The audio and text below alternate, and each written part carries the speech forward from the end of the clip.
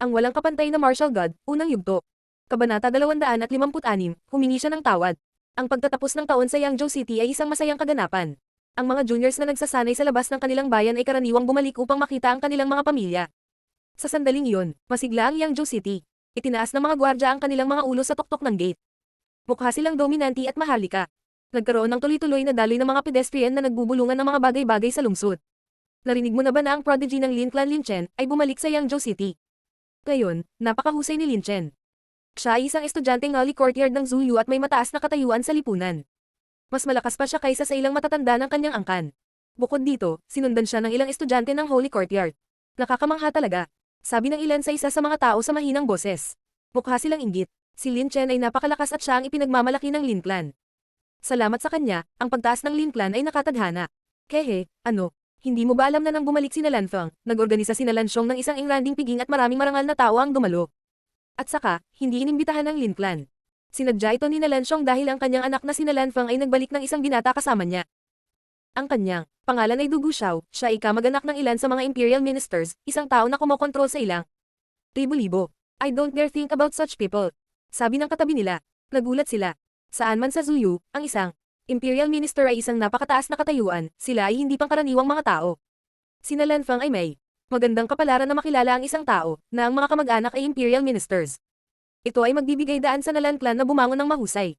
Napakagaling. Parehong gustong bumangon ang Nalan Clan at Lin Clan, hindi na sila makakalaban ng dalawa. Pangangkan, ang magagawa lang nila ay pumanig sa mga nasa kapangyarihan. Talagang, noong nakaraang taon, sa taunang kompetisyon ng Yangzhou City, sina Lan Feng at Lin Chen ay parehong napakalakas ngunit pagkatapos noon, lumitaw si Bai Yuanhao, mas malakas pa siya kaysa sa kanila. Naalala ko lang, andyan din pala si Lin Feng, yung na-expel sa Lin Clan, hindi ko alam kung anong ginagawa niya kamakailan. Lin Feng, ano kayang gagawin niya? Wala siyang maimpluwensyang background, dapat ay namumuhay siya sa isang palaboy at gumagala sa lansangan. Marahil ay naalis na siya ni Lin Chen at Lan Feng, at kahit na hindi pa, naging napakalakas ni Lin Chen at Lan Feng kaya hindi na sila maabutan ni Lin Feng. Sabi ng kung sino habang bamantong hininga at umiling. Sa taunang kompetisyon ng Yangzhou City, hindi si Lin Chen o si Lan Feng ang naging pinakamatalino na kabataang talento. Sa halip, ito ay isang napakawalang kwentang binata, si Lin Feng. Sa mga araw na ito, wala silang natatanggap na balita. Marahil ay namatay siya sa isang lugar sa labas. Siyempre, walang sino man ang talagang sigurado. Pinag-uusapan ng lahat ang tungkol kay Lin Chen at Lan Feng, ang dalawang kababalaghan ng Yangzhou City. Taon-taon sa pagtatapos ng taon, ang mga tao ay nagchichismisan tungkol sa malalakas na magsasaka bawat taon, ngunit ang taong iyon ay partikular na kapanapanabik, mayroong dalawang napakalakas at makapangyarihang babaeng magsasaka at sila ay babalik ng mas malakas kaysa dati. Paminsan-minsan, sa kalsada, maririnig din ang pangalan ni Lin Feng. Karaniwang binabanggit lang ng mga tao ang kanyang pangalan nang hindi masyadong interesado. Boom! Boom! Lumilitaw ang mga ingay mula sa malayo at kumalat sa kapaligiran. Parang mga kabayong tumatakbo pero parang hindi ka panipaniwala. Paano naglalabas ang mga kabayo ng ganoong puro at kasabay na tunog habang tumatakbo? Tanging isang napakagandang hukbo na may mga veterano ang makakapaglabas ng gayong mga tunog. Ang mga tao sa Yangzhou City, gayunpaman, ay naglalakad pa rin sa lungsod, maaliwalas at walang pakialam. Wala silang napansing kakaiba. Boom, boom boom boom. Palakas ng palakas ang tunog. Medyo nagulat ang maraming tao, sinusubukang mag-concentrate at makinig. Kung may kakaiba. Tsaka mas tumitindi ang tunog. Nagsisimula pang ang manginig ang lupa. Ang mga tao ay natulala. Tumingin sila sa direksyon ng gate ng Yangzhou City. Sa di kalayuan, tila may ulap ng alikabok na umaakyat sa langit. Ano ang nangyayari? Unti-unti na itong napapansin ng lahat ng tao. Nagkaroon ng napakalaking ulap ng alikabok. At saka, ang tunog na. Iyon ay talagang tunog ng mga tumatakbong kabayo, kung gaano kalakas, ito ay nagpakilig sa kanilang mga puso. Ang ilang mga pulang silhouette ay unti-unting lumitaw sa kanilang larangan ng paningin. Lahat sila ay nakasuot ng pulang baluti. Ang mga kabayo ay pula rin. Lahat sila ay naglabas ng isang malakas na chi habang sila ay nagmamadali sa hangin. Mabilis silang tumatakbo patungo sa Yangzhou City at isang ulap ng alikabok ang tumataas sa kanilang paligid, na tila isang bagyo. Boom boom boom. Kahit na ang mga bantay sa tuktok ng gate ng lungsod ay may isang posisyon na nagbibigay daan sa kanila upang makita sa malayo, kung ano ang gumagalaw patungo sa kanila ay tila isang walang hangganang alabok na ulap. Parang baliw ang tibok ng kanilang mga puso. Isang hukbo. Nakapagtataka, ito ay isang hukbo. Iyon ay isang nakakatakot at mahusay na sinanay na hukbo ng mga veterano. Ito ang unang pagkakataon na nakita ng mga gwardya ng lungsod ang napakalakas na chi. Ang napakalaking hukbo sa isang perpektong porma sayon ay isang bagay din na kapansin-pansin. Nagkaroon sila ng impresyon na ang kanilang mga puso ay tumitibok sa kanilang mga lalamunan. Hindi lang ang mga gwardya, ang populasyon ay nagpanik din habang ang hukbo ay papalapit ng papalapit. Nakapagtataka, sila ay mga nakabaluti kabayo, ito ay isang malaking hukbo ng mga nakabaluti kabayo. Karamihan sa mga tao ay hindi pa nakakita ng ganoong kalaking hukbo ng mga nakabaluti kabayo, tila ang lupa ay masisira sa ilalim ng kanilang mga kuko. Ang lupa ay marahas na nanginginig, lahat ay ganap na natigilan. Bakit darating ang gayong hukbo sa Yangzhou City? Bilis, mabilis, isara ang gate. Sigaw ng ilang gwardya sa ibabaw ng gate sa gulat. Shut the hell up, kailangan nating panatilihin itong bukas, pag may magsara ng gate, papatayin ko siya. Sigaw ng pinuno ng mga gwardya. Galit na galit siya sa mga bastos na gustong mamatay. Sa gayong hukbo ng mga nakabaluti kabayo, kung ang tarangkahan ay sarado, isang pag-atake ay sapat na upang sirain ito. Bukod dito, kung magagalit sila sa hukbo, maaaring masaker ng gayong hukbo ang buong lungsod. Sa gitna ng mga bantay sa tarangkahan ng lungsod, wala ni isa sa kanila ang may lakas ng loob na lumaban. Sila ay natakot hanggang sa mamatay at ang kanilang mga mukha ay namumutla. Wala pa sa kanila ang nakakita ng ganoon kalaking hukbo sa perpektong pormasayon. Ang ganitong uri ng hukbo ay makikita lamang sa isang larangan ng digmaan ngunit hindi sa isang maliit na bayan tulad ng Yangzhou City. Mabilis, pumunta at sabihin sa pinuno ng lungsod, magmadali. Sigaw ng isa sa mga guard. Obviously, hindi nila alam kung ano ang gagawin. Ang naiisip lang nila ay sabihin kay Nalansyong. Roger. Sabi ng ilang gwardya nang marinig ang utos sa kaagad na umalis. Pagkatapos ng lahat, sino ang gustong manatili doon? Kung umatake ang hukbo, mamamatay silang lahat. Pagkatapos noon, nang dumating ang malawak na hukbo malapit sa tarangkahan ng Yangzhou City, bumagal sila.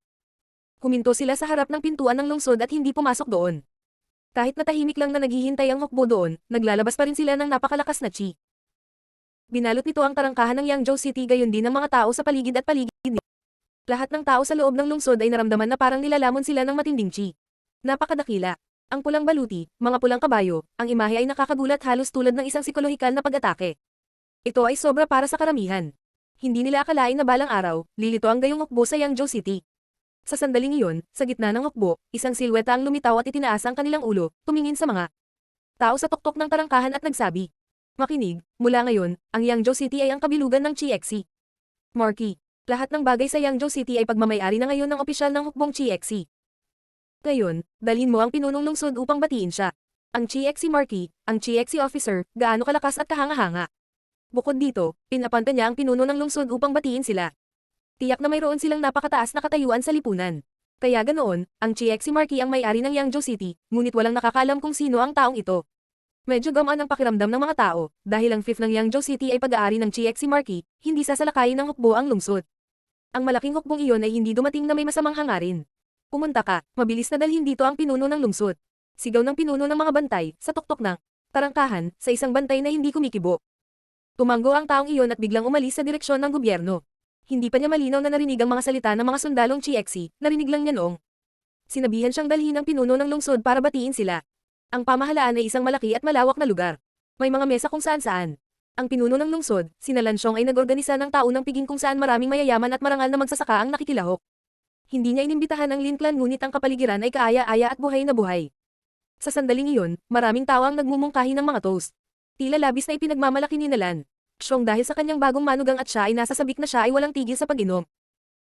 Guro, sa sandaling iyon, isang nag-aalalang boses ang kumalat sa hangin na hamarang sa karamihan.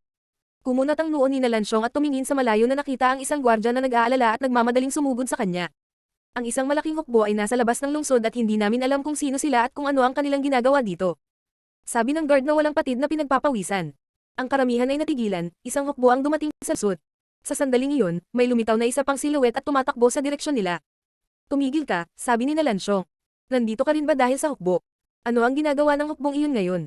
Gusto nilang pumunta ka at batiin sila. Sabi ng pangalawang guard na dumating. Sumimangot si Nalansyong at mukhang nag-iisip. Sabihin ng kanilang pinuno na pumunta dito, magbigay ng respeto at humingi ng tawad sa kanyang pagkakasala.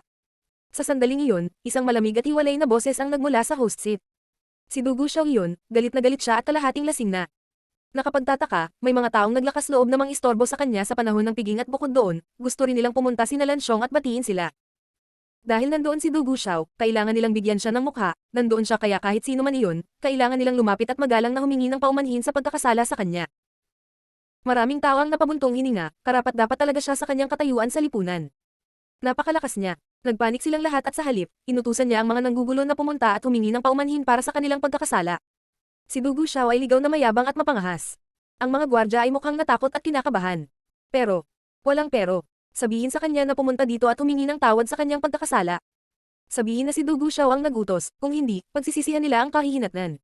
Tumayo si Dugu Xiao at naglabas ng malamig na chi. Ang lamig din ng boses niya. Nagulat ang gwardya at blankong nakatingin kay Dugu Xiao. Nang makita niya ang lamig sa kanyang mga mata, agad siyang tumanggo at sinabi, Roger. Nang matapos silang mag-usap ay biglang umalis ang dalawang gwardya. Sige, lahat ay maaaring magpatuloy, huwag nating hayaang masira ang ating piging sa mga ganitong kaganapan. Sabi ni Nalansyong habang nakataas ang baso at nakangiti. Itinaas ng lahat ang kanilang baso at tumawa ng buong puso. Tungkol kay Dugu Xiao, bumalik siya sa kanyang upuan at mukhang kalmado. Sa isang maliit na lungsod, gaano man kalakas ang tao, kailangan nilang sumunod sa kanya at humingi ng tawad sa kanilang pagkakasala. Ang walang kapantay na martial god, unang yugto. Kabanata 257, ang paghingi ng tawad. Ang mga tropang CXC ay mahinahong naghihintay sa labas ng lungsod. Sa sandaling iyon, bumalik ang isang gwardya mula sa gusali ng gobyerno. Umakyat siya sa tuktok ng tarangkahan at tumingin sa malawak at walang hanggan na hukbo. Hindi niya maiwasang umiling mula ulo hanggang paa. Sabihin sa kanya na pumunta dito at humingi ng tawad sa kanyang pagkakasala. Iniisip ng gwardya ang mga salitang ito at hindi maganda ang pagkakaupo nito sa kanyang dibdib. Kung sinabi niya ang mga salitang ito ng malakas, hindi ba siya papatayin ng mga ito? Buksan ang iyong bibig. Sabi ng isang agresibong boses na tumatagos sa tenga ng guard. Nanginginig ang guard. Kaagad pagkatapos, ipinikit niya ang kanyang mga mata at sinabi. Sinabi ng pinuno ng lungsod na dapat kang pumunta at humingi ng tawad sa iyong pagkakasala. Nang matapos siyang magsalita, naramdaman ng gwardya na parang narilib siya sa napakalaking pasan. Ngunit nang marinig ng ibang mga gwardya ang sinabi niya, sila ay namangha. Lahat sila ay nanginginig mula ulo hanggang paa habang iniisip ang magiging reaksyon ng hukbo. Paano nang ahas ang mayabang na bastard na iyon na sabihin sa mga tropang CXC ang ganoong kapangahas na bagay? Nang marinig ng mga tropang CXC ang mga salita, nagsimula silang maglabas ng napakalaking dami ng chi na lumikha ng isang bagyo na humahanggos patungo sa gate ng lungsod. Ang buong pulutong ay biglang nakaramdam ng sobrang lamig. Gaano kalamag? Ang chi na iyon ay napakalamig, sa lawak na naramdaman ng lahat ang panginginig na dumadaloy sa kanilang mga gulugad. Si Lin Feng, sakay ng kanyang dragon coat horse, ay sumulong. Nalansyong, ganito ba talaga siya? Katapang. Nakasuot siya ng maskara, ngunit sa ilalim ng kanyang maskara ay mayroon siyang hindi kapani-paniwalang masamang ngiti. Sinabi ni Lin Feng, sa malamig na tono. Kami ay iniimbitahan na pumunta sa gusali ng gobyerno upang humingi ng tawad. Roger. Sabay-sabay na sigaw ng tropa na nagdulot ng pagkataranta sa mga tao. Itinaas nila ang kanilang mga sibat at nagtungo sa Yangzhou City. Hindi malakas ang boses ni Lin Feng, ngunit nang marinig ng mga gwardya at ng mga tao na pupunta ang mga tropa sa gobyerno para humingi ng tawad, naramdaman nilang hindi ito magandang bagay para sa Nalan Clan. Ang binata na nakasakay sa Dragon Coat Horse ay marahil ang kanilang opisyal. Kay Maharlika, nakapagsalita siya ng ilang salita at sinunod siya ng buong hukbo. Boom! Boom! Ang lupa ay nagsimulang umuuga muli. Ang mga tropa ng CXC ay tumatakbo sa perpektong pagkakaisa na nagpadala ng nakakatakot na mga boom sa kapaligiran, na parang kulog. Ang mga puso ng mga tao sa karamihan ay tumitibok. Ang hukbo ng CXC ay naging isang malaking pulang dragon nang pumasok ito sa Yangzhou City. Ang malaking pulang dragon na iyon ay tila lumilipad sa lungsod. Sa sandaling iyon, ang mga tao ay nagpapanik. Walang sino man sa kanila ang nang-ahas na humarang sa daan ng mga tropang CXC, lahat ay tumabi. Napakalakas at makapangyarihang hukbo. Saan sila galing? Bakit sila pumunta sa Yangzhou City? Ang mga tao ng Yangzhou City ay nagtatanong sa kanilang sarili ng maraming katanungan. Nang makita na, kanilang mga mata ang napakalaking hukbong iyon, naramdaman nilang sisabog ang kanilang puso sa kanilang dibdib. Masyado silang maharlika. Napakalakas ng chi na kanilang pinakawalan kaya naramdaman ng mga tao sa karamihan na nawalan ng lakas ang kanilang mga binti. Ang ilan sa kanila ay ganap na nagyelo, hindi ng ahas na kumilos. Sa gusali ng gobyerno, masigla at masaya pa rin ang kapaligiran. Masaya at nagiinuman pa ang mga tao. Nang mga sandaling iyon, nagsimulang yumanig ang lupa na parang may lindol. Ang mga taong naruroon sa piging ay biglang natigilan at nakasimangot. Kaagad pagkatapos, ang ingay ng mga kabayong CXC ay lumakas at walang tigil na kumakalat sa kapaligiran. Ano ang nangyayari? Ano ito? Tumayo ang bawat isa na naruroon sa handaan. Nagiging matigas ang mga ekspresyon ng mukha nila, nakakatakot ang ingay na iyon. Ano ang nangyari sa labas? Sumimangot si Nalansyong at tumingin sa malayo sa labas ng gusali. Mukhang naliligaw siya sa pag-iisip at tila pinag-iisipan ang laki ng hukbo. Tatay, huwag kang mag-alala. Nandito si Dugu Xiao, ang tanging dahilan kung bakit dumarating ang napakaraming hukbo dito ay dahil gusto nilang humingi ng tawad sa kanilang mga pagkakamali. Sabi ni Nalanfang habang bahagyang nakangiti. Si Dugu Xiao, sa kanyang katayuan sa lipunan, ay hindi natatakot sa anumang hukbo. Sige. Bahagyang tumango si Nalansyong at nagsabi. Sige, lahat, uminom pa tayo. Pumunta sila dito para humingi ng tawad. Pinakinggan siya ng mga bisita ngunit hindi nila maibsan ang takot sa kanilang mga puso.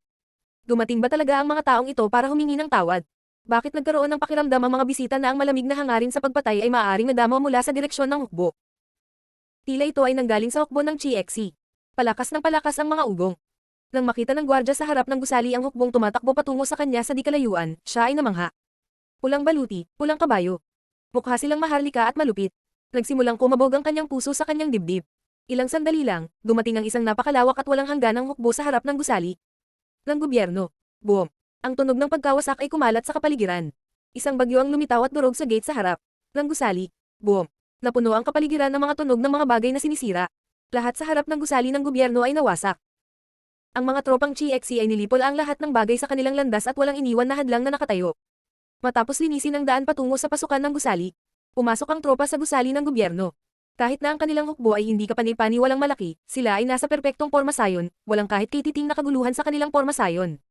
Tungkol sa mga gwardya, natigilan sila nang makita ang dagat ng mga kabalyero. Nakatayo sila nang hindi gumagalaw at pinadaan ng mga kabalyero.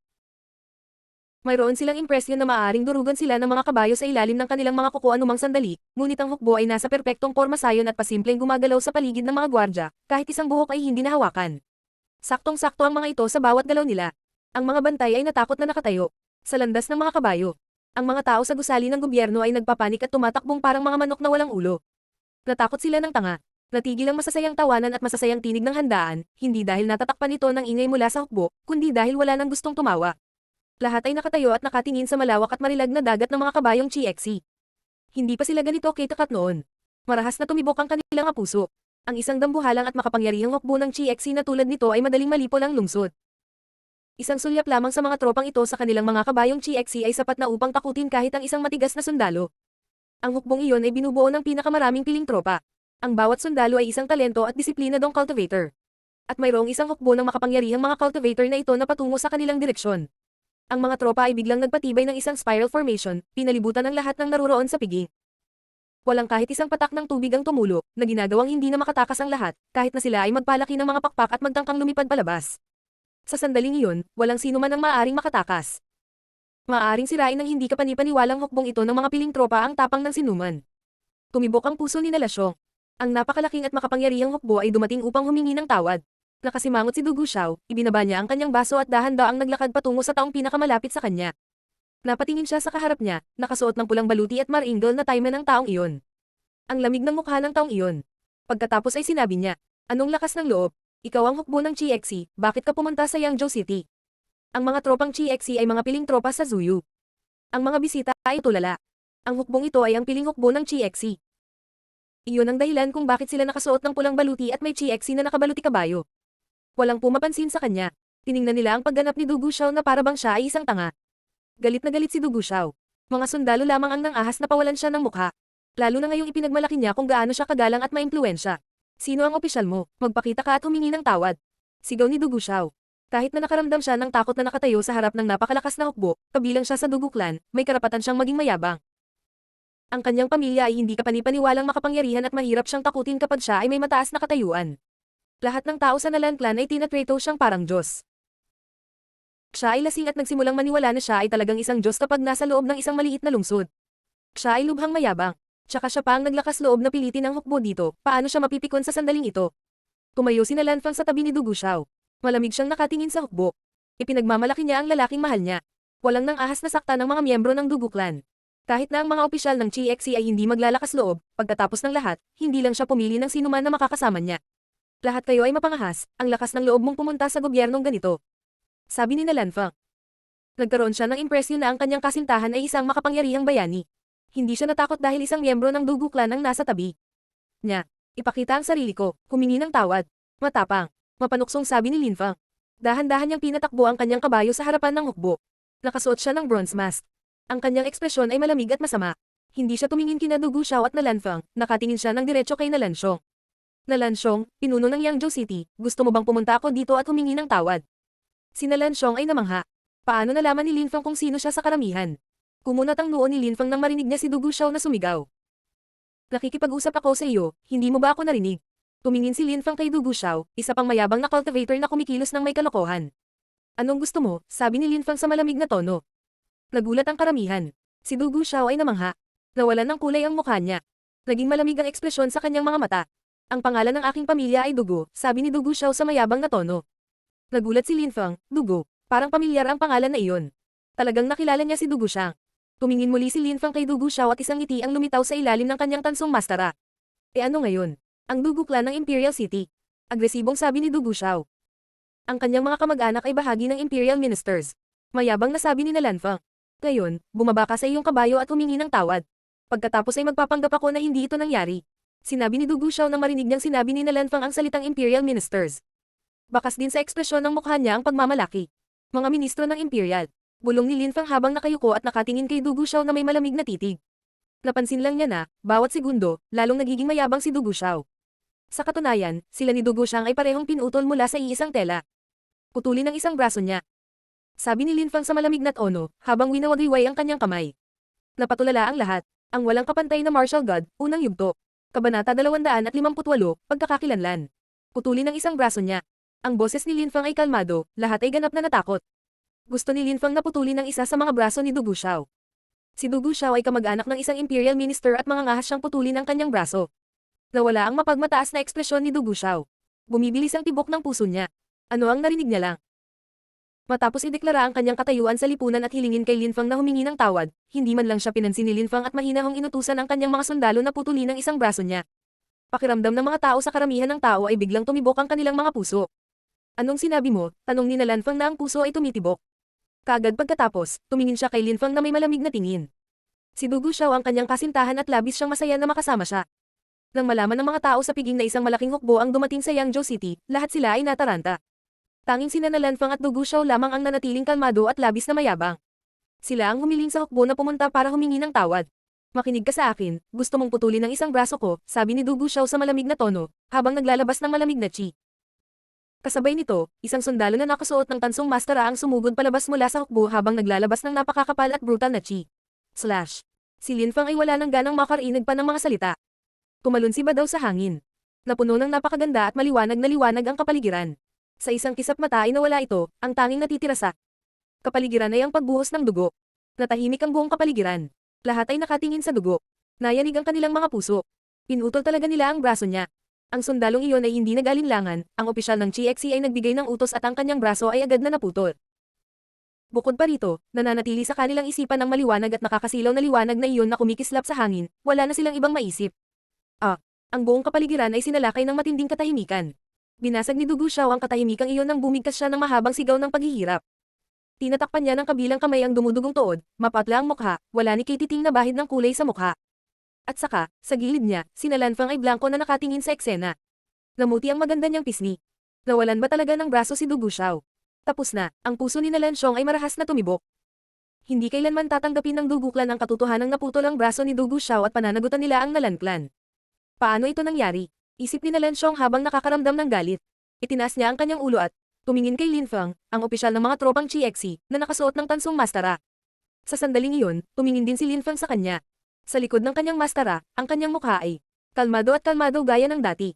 Wala siyang pakialam sa mga nangyari kanina. Gusto mo pumunta ako at humingi ng tawad. Sabi ni Linfang na malamig at nakahiwalay. Naging matigas ang ekspresyon ng mukha ni Nalanxiong. Napagtanto niya na maaaring putulin din ni Linfang ang kanyang mga braso. Baliw ang opisyal na ito. Ganoon ba kasimple iyon? Ngunit sa sandaling iyon, si Nalanxiong ay napapaligiran ng isang hukbo at hindi na makatakas. Kailangan lang ni Linfang na magbigay ng utos at ang Nalan Clan ay malipot. Nakinig si Nalanxiong kay Dugu Xiao at sinabihan silang pumunta para humingi ng tawad. Hiniling niya sa opisyal ng hukbo ng GXC na pumunta at humingi ng tawad.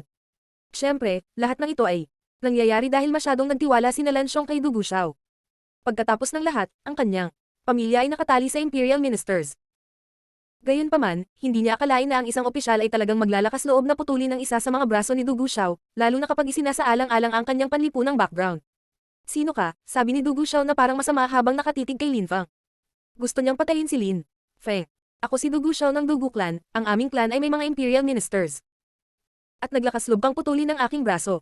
Patay ka, sigaw ni Nalanfang habang nakatitig kay Linfang. Nakakatakot ang ekspresyon ng mukha niya. Dugu Clan, Imperial Ministers, alam ko ang lahat ng iyan. Sabi ni Linfang na walang pakialam.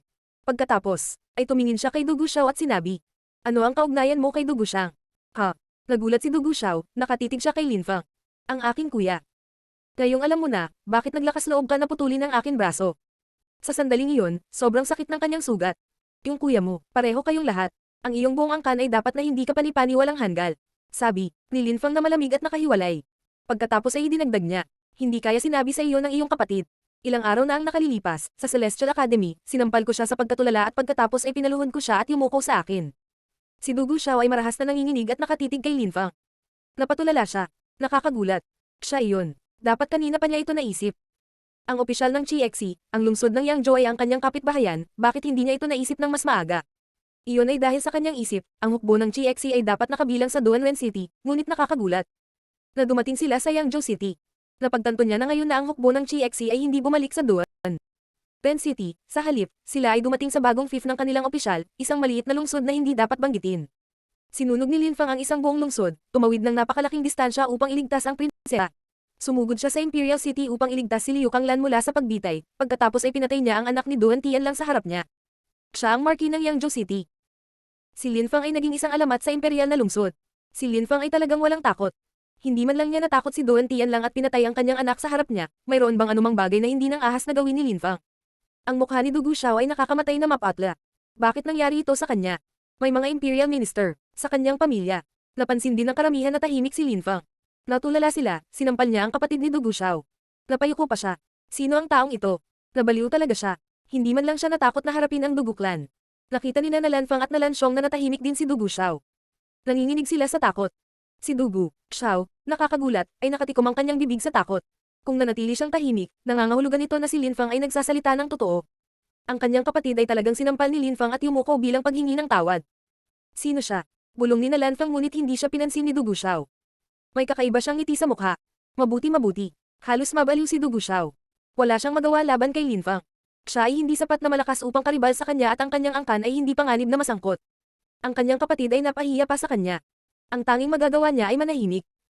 Ang kanyang kapatid ay napahiya, siya mismo, ay nawalan ng braso, paanong hindi siya matutulak sa kabaliwan.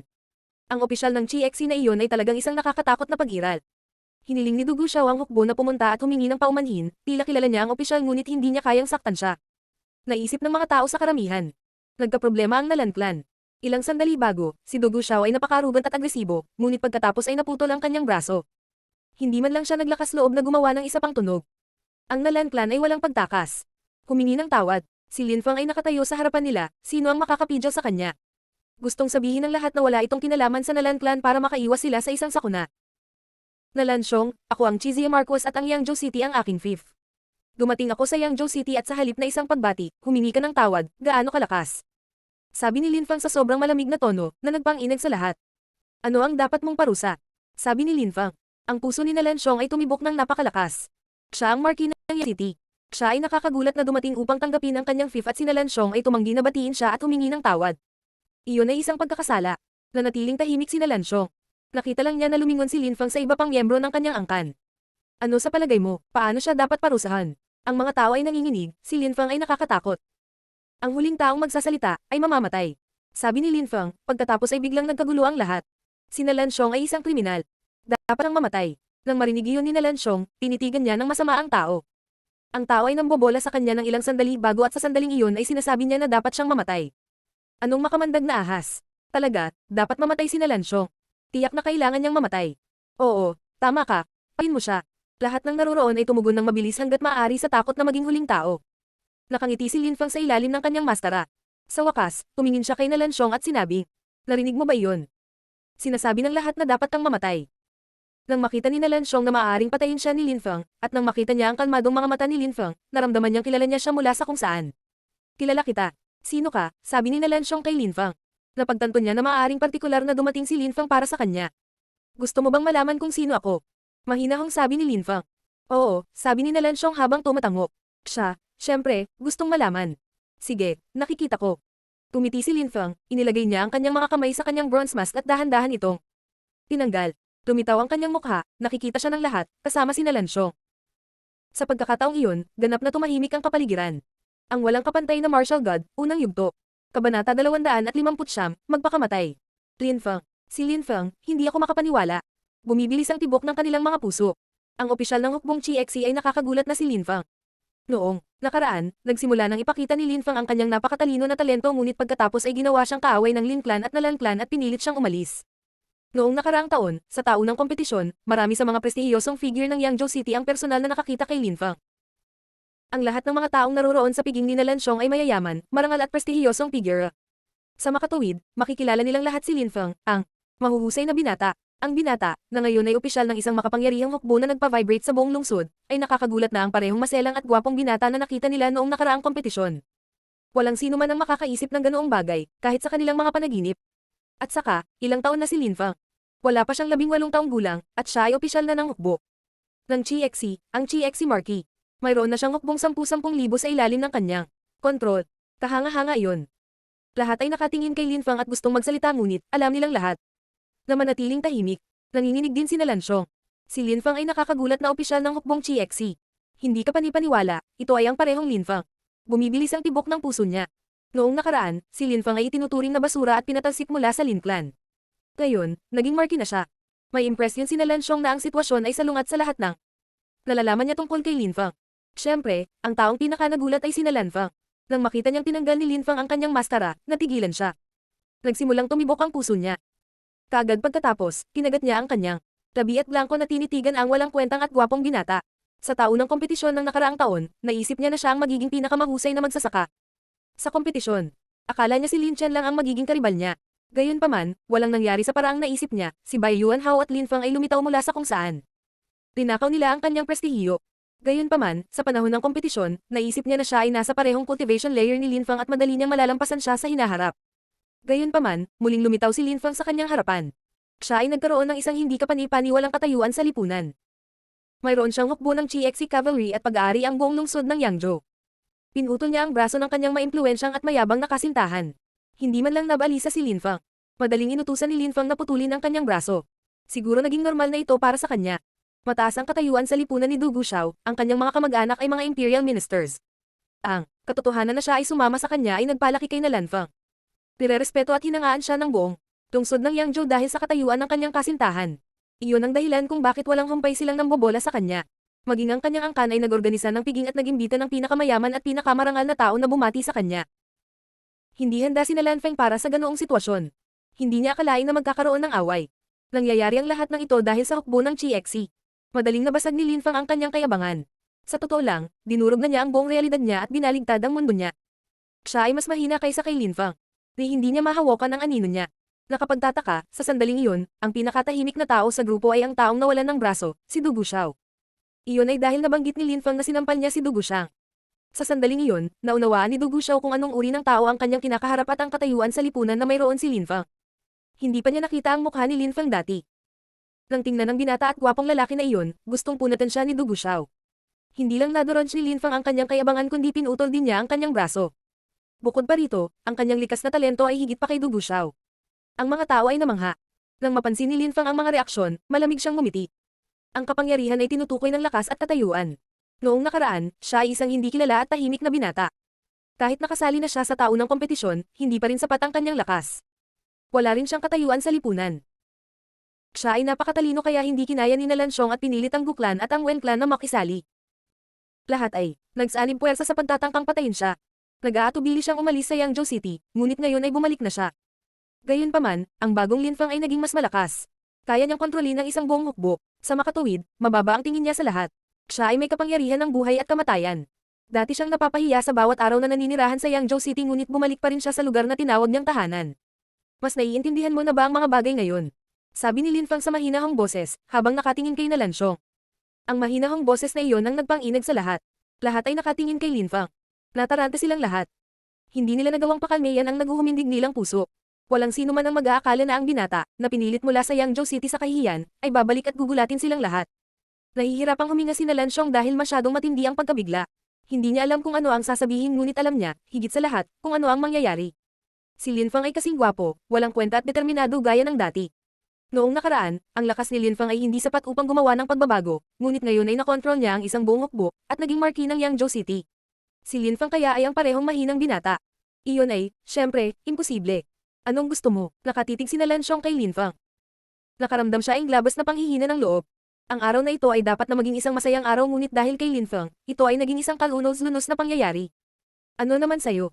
Sabi ni Lin Fang habang malamig na nakangiti at pagkatapos ay nagpatuloy. Noong nakaraang taon, ikaw, Lansyong, bilang pinuno ng Lan Clan, ang nag-organisa ng taunang kompetisyon. Sumali na ako pero noong nanalo ako, gusto ng Lin Clan ang buhay ko. Ikaw, bilang nag-oorganisa ng kaganapan, ay hindi mo sinubukang pigilan sila. Ibinigay mo ang iyong tacit agreement. Gusto mo akong mamatay. Tinalo ko ang lahat, kabilang ang iyong anak na babae, kinuha ko pa siya bilang hostage, so syempre, gusto mo akong makitang patay. Ang kompetisyon sa Yangzhou City ay isang biro. Mabagal na nagsasalita Linfang. Bukod dito, inayos mo ang lahat para maging mas malakas ang iyong anak kaysa sa kanya. Pero ngayon, mas malakas na ako sa anak mo. Noon, nagpadala ang iyong anak ng mga tao para patayin ako dahil tumanggi akong ibigay sa kanya ang aking mesa. Naisip niya na kaya niyang itaas ang sarili niya sa akin. Maaari akong mamatay sa anumang punto. Ang mga salita ni Linfang ay napakalakas at malamig. Kaya, sa lahat ng pinahirapan mo sa akin, ibabalik ko. Gusto kong kitilin mo ang sarili mong buhay. Dapat mong kitilin ang iyong sariling buhay. Ang tono ni Linfang ay kalmado at payapa. Ang mga tao ay namangha at ang kanilang mga puso ay muling tumibok. Nakakagulat na hinihiling ni Linfang kay Nalansyong, ang pinuno ng Yangzhou City, na magpakamatay. Noong nakaraan, sinong mag-aakalang ang maselang at gwapong binata ay, isang araw, ay titingin kay Nalansyong at sasabihin sa kanya na magpakamatay. Noong nakaraan, si Nalansyong ay nakaupo sa itaas at para bang si Linfang ay isang langgam sa ilalim ng kanyang pa.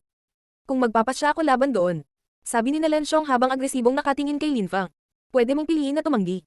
Wala akong masyadong oras para makipaglaro sa iyo, kaya bibigyan kita ng 10 segundo para pag-isipan ito. Kung hindi ka sumagot, tatanggapin ko iyon bilang pagtanggi mo. Magsisimula na akong magbilang. Mayroon siyang 10 segundo upang magdesisyon. Paano dominanti, gaano kalakas? 1, 2. Walang pakialam si Linfang sa iniisip ng ibang tao. Nakatingin siya kay Nalansyong at nagbilang. Namutla ang mukha ni Nalansyong. Hindi niya akalain na biglang may magsasabi sa kanya na tapusin ang sarili niyang buhay. Besides, may pagpipilian din siyang tumanggi, ang problema lang, sinong maglalakas loob na tumanggi? 6, 7.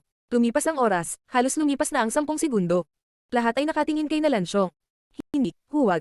Sabi ni Nalanfang habang nakatingin sa kanyang ama at nanginginig sa ulo. Pinagsisihan niya ang lahat sa sandaling iyon. Lahat ng nangyayari ay dahil sa kanya, ginamit niya ang kanyang katayuan para magpadala ng mga tao para patayin siya ng wala. Kung hindi lang siya umarte noon, hindi siguro sila nasa ganoong kadesperadong sitwasyon sa sandaling iyon. Ang kanyang pagmamataas at pagmamataas ay may kapalit, at kung ano ang isang trahedya. Siyam. Ha. Sa sandaling iyon, isang malakas na tawa ang kumalat sa kapaligiran. Si Nalansyong ay tumatawa na parang walang pakialam. Pash. Isang tunog ang umalingaw sa banquet hall kasabay ng umaalingaw na tawa. Biglang damaloy, ang dugo mula sa bibig ni Nalansyong. Ama, namutla ang mukha ni Nalanfang. Pinili ng kanyang ama na magpakamatay. Hindi siya ng ahas na sumugal. Si Linfang ay labis na malupit. Naramdaman ni Nalanfang ang puot na bumangon mula sa kaibuturan ng kanyang puso. Ang walang kapantay na martial god, unang yugto. Kabanata 260, The Annual Meeting. Lahat ay nakatingin kay Nalansyong. Nasagasaan niya ang sarili at tinusok ang kanyang vitals. Pagpapakamatay. Ang pinuno ng Yangzhou City, sa harap ni Linfang, ay nagpakamatay bilang parusa sa kanyang krimen. Ilang sandali pa noon, ang kanyang magiging manugang na lalaki ang nagpapunta kay Linfang upang humingi ng tawad. Ama. Sigaw ni Nalanfang habang nakatingin sa kanyang ama na tumutusok sa kanyang vital organs. Isang basag na tunog ang kumalat sa hangin. Namutla ang kanyang mukha, ang ekspresyon ng kanyang mga mata ay nagpapakita ng purong kawalan ng pag-asa. Linfang, pinili kong sundin ka at magpakamatay pero inosente ang pamilya ko, pati ang anak ko. Sana palayain mo sila. Sabi ni Nalansyong at pagkatapos ay tinurok niya si Chi sa kanyang vitals at nagkaroon ng kaunting pagsabog sa lahat ng kanyang mga organo. Kaagad pagkatapos, nawala ang kulay ng mukha niya at bumagsak siya sa sahig. Isa sa mga dakilang tao ng Yangzhou City ang nagpakamatay dahil sa mga salita ni Linfang. Ang kanyang kapangyarihan at impluwensya ay hindi kapanipaniwala. Gusto ni Linfang na mamatay siya, kaya hindi siya nangahas na mabuhay. Natakot siya na lipulin ni Linfang ang kanyang buong bloodline. Sa mga araw na ito, ang opisyal ng hukbo ng GXC ay tila napakalupit. Ang kanyang mga salita ay kasing talas ng isang espada. Walang makakapidyo sa kanya, at kung may magtangkang hamarang sa kanya, papatayin niya sila. Isa lang ang pagpipilian ni Nalansyong. Ang mamatay. Kung hindi siya pumayag, mamamatay siya, kapag tumanggi siya, mamamatay siya. Kaya naman, nagpa siya siyang tanggapin. Kinailangan niyang magpakamatay para maprotektahan ang kanyang angkan. Wala akong laban sa pamilya mo, maliban kay Nalanfang. Paano ako maaawa sa kanya? Sabi ni Linfang, malamig at nakahiwalay, habang nakatingin sa bangkay ni Nalansyong.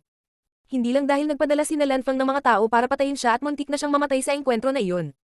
Kahit na siya ay kinuha bilang isang hostage, iyon ay hindi sapat. Hindi siya pinatawad ni Linfang. At saka, hindi naman siya nagpapakita ng anumang senyales na pinagsisihan niya ang kanyang ginawa. Napakayabang pa rin niya at naisip na, sa pamamagitan ng pag-asa sa katayuan sa lipunan ni Du Guxiao, maaari siyang kumilos ayon sa gusto niya.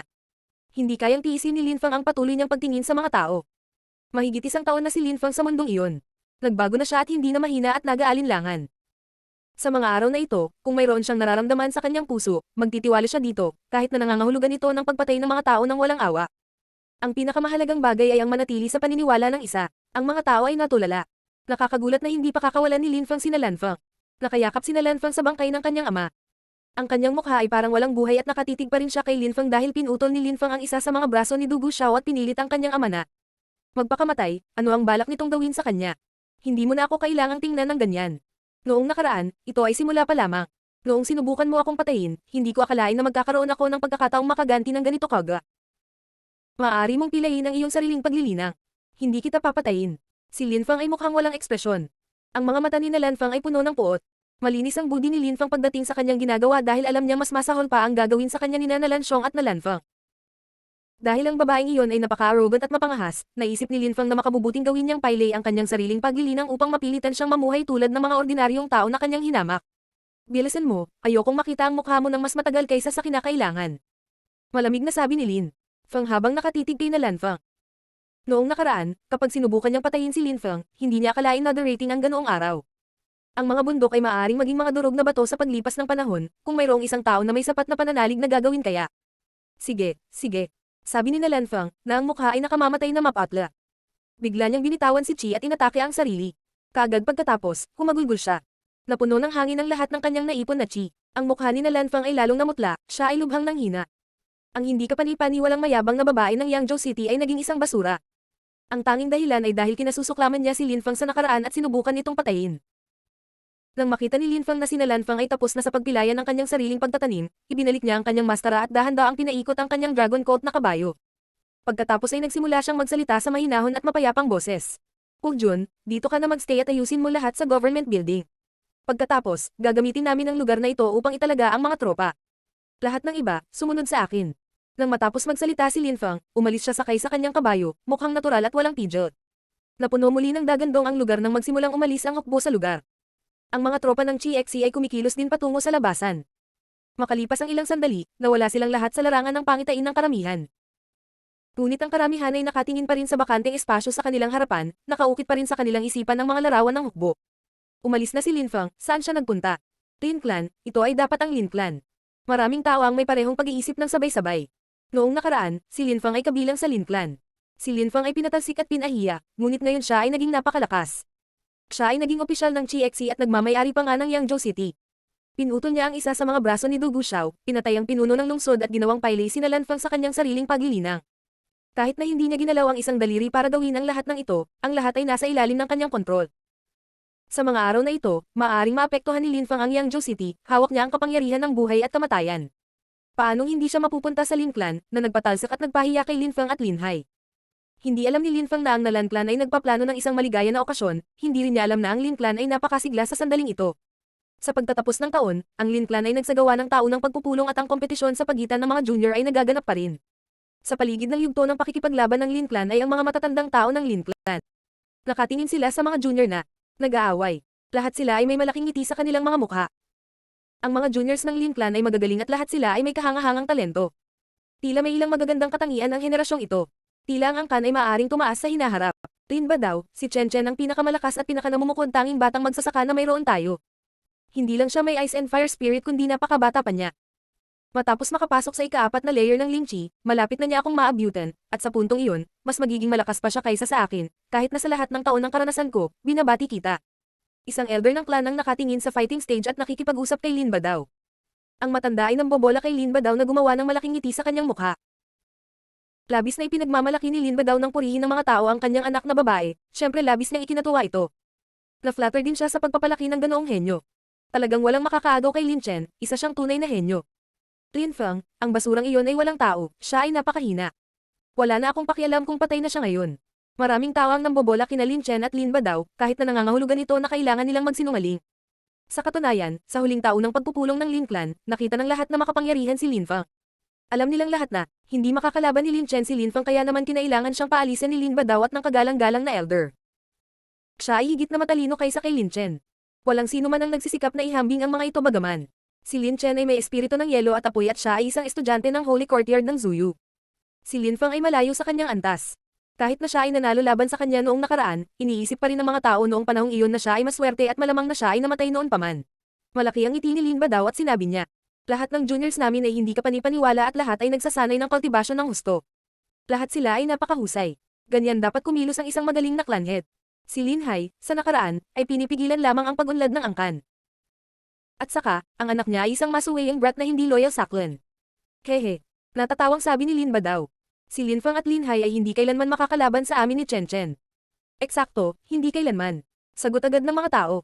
Sa sandaling iyon, hindi nila ito alam ngunit sa labas ng Lin Clan, may nakatayo sa pasukan ng gate.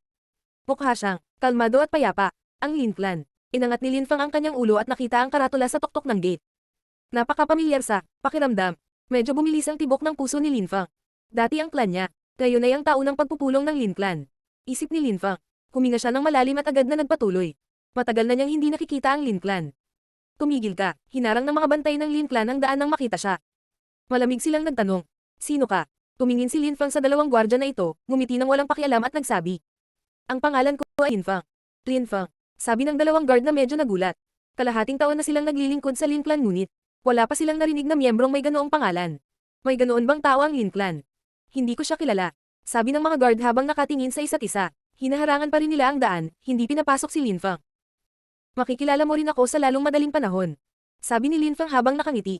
Kaagad pagkatapos, isang malakas na hangin ang umihip sa kanilang mga katawan. Kahit nadilat ang kanilang mga mata, hindi nila makita ang mga galaw ni Lin Fang. Nawala siya sa isang iglap. Siya ay nawala sa harap ng kanilang mga mata. Nilampasan niya ang mga gwardya na parang hangin at nagtungo sa teritoryo ng Lin Clan.